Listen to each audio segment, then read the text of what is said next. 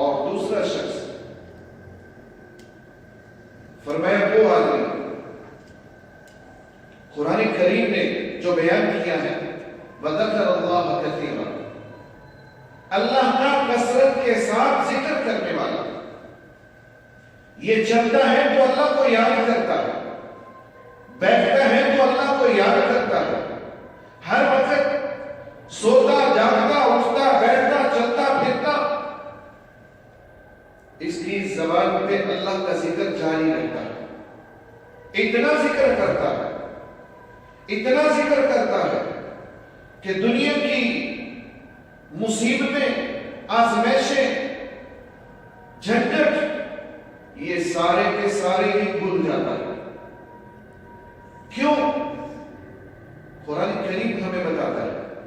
کہ الا بذکر اللہ تطمئن القلوب، جب بندہ کثرت کے ساتھ اللہ کا ذکر کرتا ہے،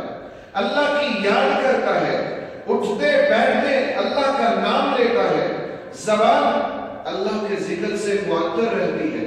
تو پھر اس کا دل جو ہے وہ پاک کر دیا جاتا ہے، دنیا کی محبت نہیں ہوتی، دنیا کی طرف لگاؤ نہیں ہوتا، دل میں عداوت، بغض، کینہ، کدورت اللہ صاف کر دیتے ہیں، صرف اور صرف اطمینان، اللہ کی محبت، اللہ کے رسول کی محبت یہ جنم لیتی ہے۔ جب وہ ہر وقت ذکر میں رہتا ہے تو ڈھونڈتا ہے اپنے عمل میں کس کو آئیڈیل بنایا جائے،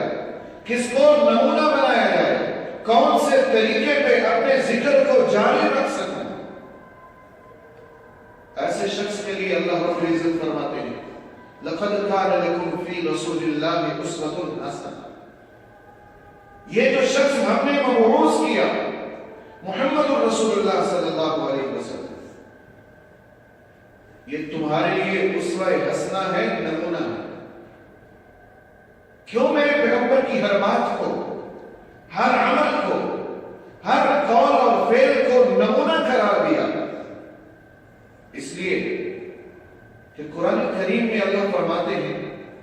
وَمَا يَنْطِقُ عَنِ الْهَوَىٰ إِنْ هُوَ إِلَّا وَحْيٌ يُوحَىٰ، نبی تو بولتا بھی ہماری مرضی سے ہے، نبی چلتا بھی ہماری مرضی سے ہے، نبی کا اٹھک بیٹھک، نبی کے دوست یار، نبی کا تعلق اور نبی کی زبان اطہر سے نکلنے والا ہر جملہ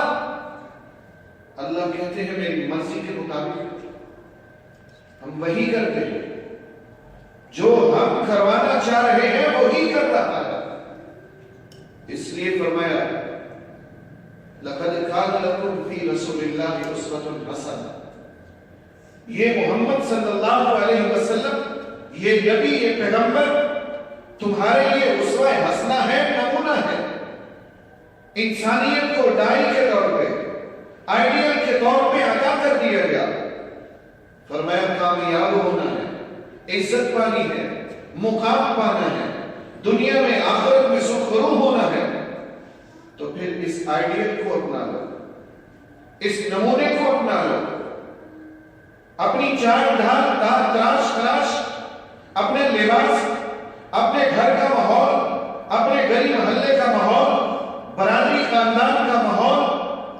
تمام کے تمام محمد رسول اللہ صلی اللہ علیہ وسلم کے مطابق کر لیجیے، تم کامیاب ہو جاؤ گے، کامران ہو جاؤ گے،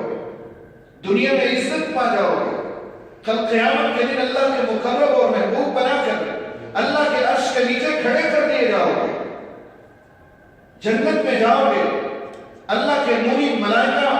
فرشتے سلام قوم من رب الرحیم سلام علیکم طبتم فادخلوها خالدین، انعامات کی برسات کر دیں گے اللہ تعالی سے، جنت کے دروازے کھول دیے جائیں گے، فرشتے استقبال کے لیے اللہ کھڑے کر دیں گے۔ یہ کب ہوگا؟ جب ہم اپنے ہر عمل میں اپنے پیغمبر کو محمد الرسول اللہ صلی اللہ علیہ وسلم کو نمونہ اور اسوہ حسنہ بنائیں۔